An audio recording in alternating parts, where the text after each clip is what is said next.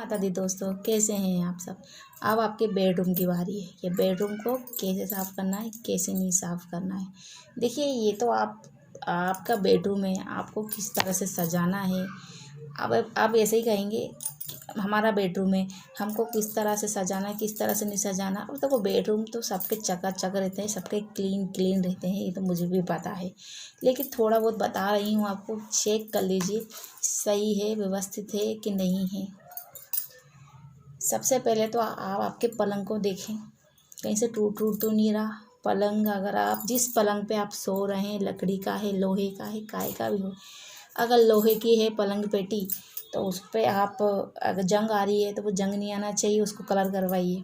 और अगर लकड़ी का जो आपका जो पलंग है, उस पर अगर कलर, उसके कलर भी हट जाते हैं, मतलब कलर, या तो आप कलर करवा लीजिए उसका। और दूसरी बात, आपकी अलमारी देखिए, अलमारी में चेक करिए कि कहीं कॉकरोच नहीं हो रहे, कहीं चींटियाँ तो नहीं हो रही। देखिए, अलमारी में भी कॉकरोच चींटियाँ हो जाती हैं। आवाज़ आ रही है। अलमारी में भी कॉकरोच और चींटियाँ हो जाती हैं, और चूहे भी हो जाते हैं। तो आप उसका विशेषकर ध्यान रखें। घर में कहीं आपकी अलमारी में जिसमें आप कपड़े रखते हैं, उसमें कहीं चूहे तो नहीं हो रहे हैं, कहीं चींटियाँ तो नहीं हो रही, कहीं कॉकरोच तो नहीं हो रहा, तो उसका आप इलाज करिए, ठीक है। और कपड़े व्यवस्थित रखिए, बिल्कुल घड़ी से रखिए। देखिए, कपड़े, आप अलमारी है और कपड़े भरे और ठूस दिए, देखिए ऐसा ना करें आप बिल्कुल। ये भी नेगेटिव ऊर्जाएं देते हैं। कपड़े भी अगर आप व्यवस्थित नहीं रखते हैं ना, तो कपड़े भी व्यवस्थित अगर नहीं रखते हैं तो अपना भी मूड व्यवस्थित नहीं रहता है।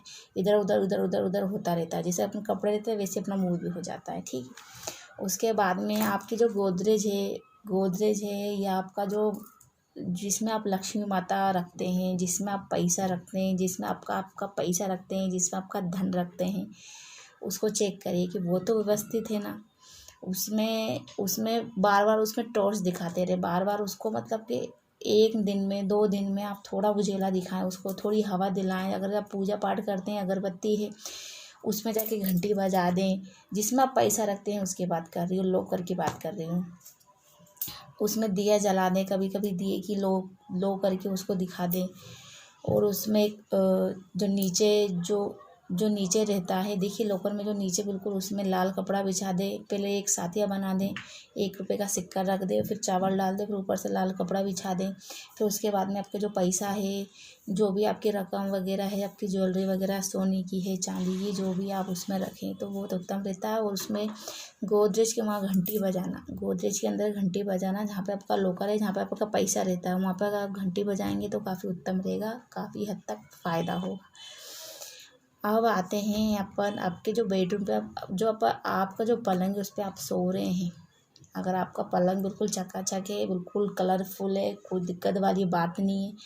अब आपका ये चेक कर लीजिए, आपका गद्दा और आपका जो आप सोते हैं, उसका चादरा, क्या आप चादरे को रोज़ धोती हैं? बताइए, क्या आप जिस चादर पे आप रोज़ सोती हैं, तो क्या आप रोज़ धोती हैं? बिल्कुल रोज़ धोना है। एक चादर आपको, जैसे अपन कपड़े पहनते हैं, रोज़ धोते हैं, उसी तरह आपका जो सोते हैं, वो चादर को धोना बहुत ज़रूरी रहता है, अति उत्तम रहता है। और अगर देखिए, अगर आप गंदी वाड़ा रखते हैं घर में, चादर को 2-2 3-3 दिन में धोते हैं, 1-1 हफ्ते धोते हैं, 1-1 महीनों में धोते हैं, तो ये सब गलत संकेत हैं। आप एक चादर ही तो धोना है, रोज़ आप कपड़ों के साथ में धोएं। आजकल तो वॉशिंग मशीनें चल गई हैं, कहाँ ज़्यादा टेंशन है, ज़्यादा कहाँ लोड है। वो जिसके यहाँ मेड आती है, उसके यहाँ तो कोई दिक्कत नहीं है, तो आप उसको दे दें कि भैया रोज़ एक चादर आपको धोना है।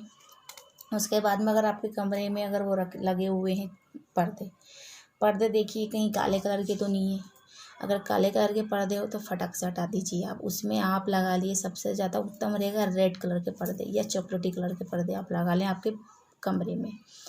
उसके बाद में आप है ना, आपने कुछ घंटी जैसा कुछ अगर आपने कमरे में लगा रखा है, जो बजाने का आता है अपने आप ऑटोमेटिक जो बजता है। अब जैसे अपन ने घर की सजावट के लिए उसकी आवाज़ सुने कि सही साइड आवाज़ है या नहीं है। घड़ी, और जो आपके रूम में जो घड़ी है, उसको व्यवस्थित ढंग से लगी है कि नहीं लगी है, वो भी आप ध्यान रखें। अगर वो बंद पड़ी है तो उसका सेल, हो सके तो उसका सेल निकाल के दूसरा सेल डाल दें, और नहीं हो रही है वो सही तो आप चेंज कर दें। और अपने बेडरूम में एक ख़ास चीज़ है, कृष्ण भगवान और कृष्ण राधा की तस्वीर हमेशा ही होनी चाहिए और बाल गोपाल की तस्वीर तो होना ही चाहिए। देखिए, ये मैं कृष्ण भगवान पे बहुत ज़्यादा बिलीव करती हूँ, माता जी की बहुत ज़्यादा मानती हूँ, तो इसलिए मैं आपसे कह रही हूँ कृष्ण आप करके देखिए। ये तो बहुत फ़ायदेमंद चीज़ें है। आप कृष्ण भगवान की राधा कृष्ण दोनों नाच रहे हों या तो फिर खड़े हों, आप कोई सी भी तस्वीर ला के रख लीजिए। और लगाना कहाँ पर है, आप जहाँ पे अपने पैर आ रहे हैं वहाँ नहीं रखना, अपने जो इधर की साइड में है वहाँ पे भी नहीं रखना, जहाँ पे अपन सोते हैं जिधर सर करके वहाँ पे आपको लगाना है, सर के वहाँ, ताकि उनमें उनके चरणों में अपन पड़े रहें, उनकी कृपा दृष्टि हमेशा अपने ऊपर पड़ी रहें। देखिए, ये तो मेरी आपके रूम की सफाई थी, ये आपके रूम की सफाई थी। आपको ऐसा लगे तो मेरे को एक कमेंट्स बॉक्स में लिखें कि भैया यहाँ पे कमी है, तो मैं उसको पूरा करूँ। कि मुझे जितना याद था मैंने आपको बता दिया। अगर ऐसा लगे आपको तो कमेंट्स बॉक्स में मुझे लिख कर भेजें कि आपको कुछ प्रॉब्लम वाली बात हो किचन की सफाई वो आपके हॉल में, और क्या क्या आपके बेडरूम में और क्या क्या करना है, तो मैं आपको बताऊँगी। और नहीं तो इस पर एक और वीडियो बना दूँगी। खुश रहें, मस्त रहें, बिंदास रहें। अब मैं लेती हूँ आपसे विदा।